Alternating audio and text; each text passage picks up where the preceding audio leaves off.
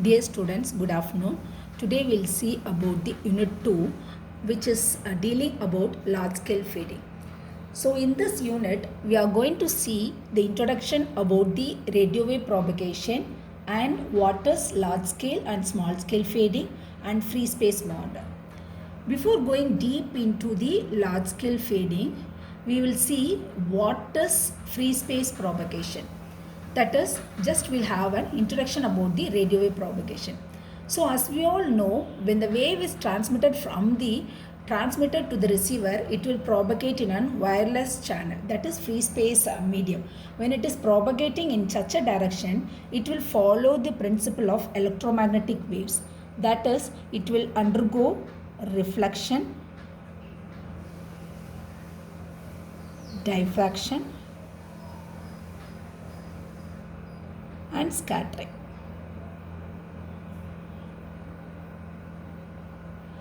So these will affect the propagation of waves. So this will have the serious effects in urban areas where there will not be any line of sight communication, and there will be huge number of buildings, and which will lead to diffraction losses. Because of different paths, these signals may undergo multipath effects also. Because of these problems in this area, this will lead to large scale fading and small scale fading. So first of all, to know what is fading, fading is nothing but variation in the signal amplitude of the signal. So this is classified into two types. One is fading is classified into two types. One is large scale fading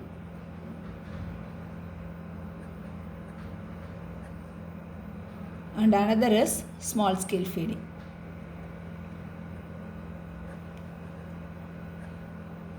So now let us see what is large scale fading.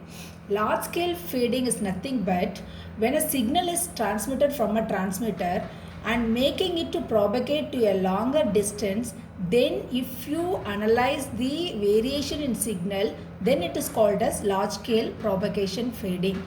So what happens? This model will predict the mean signal strength of the waves which has been propagated. So after a signal transmitted to a larger distance, if the analysis is made, then that is called as large scale fading.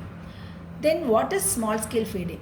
So in small scale fading, all the models will characterize the rapid fluctuations of the received signal strength over a very short travel distance, or even we can say that within a short time duration. If you are going to analyze the fluctuations of the signal, then it is called as small scale fading. So fading can be classified into two types. One is large scale fading, another one is small scale fading. So this large scale fading will be made analysis after transmitting a large distance, and this small scale fading is determined or analyzed within a short travel distance. So within this distance, if you measure the waves characteristics, then this will give us the fading.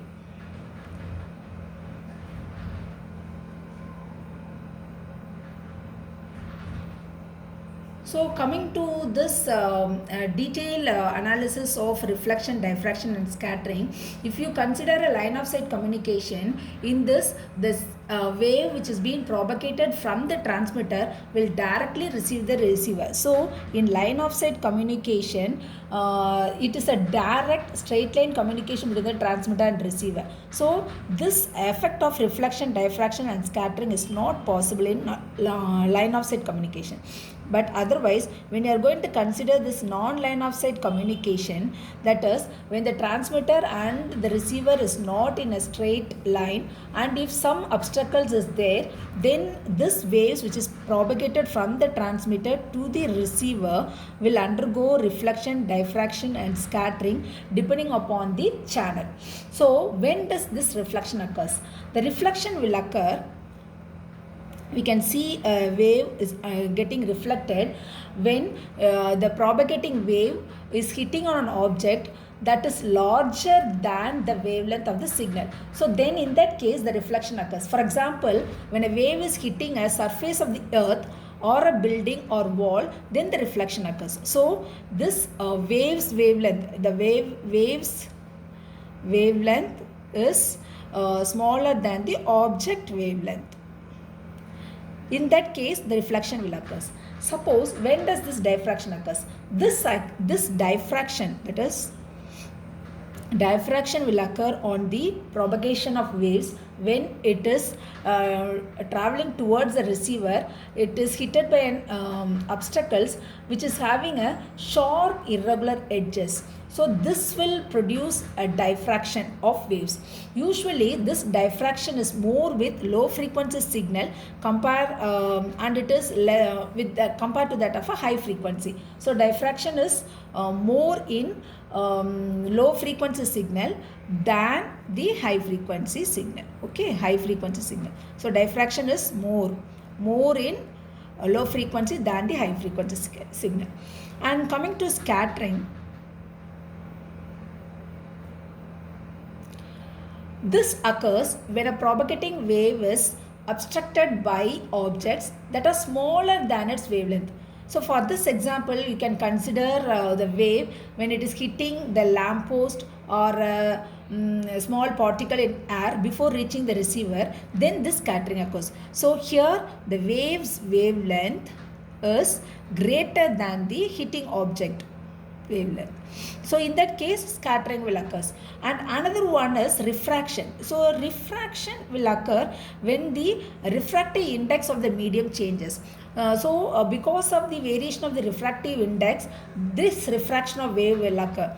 This happens when the wave is transmitting to a longer distance, that is when it is crossing the atmospheric layers, the EM wave bends and then it will cause refraction.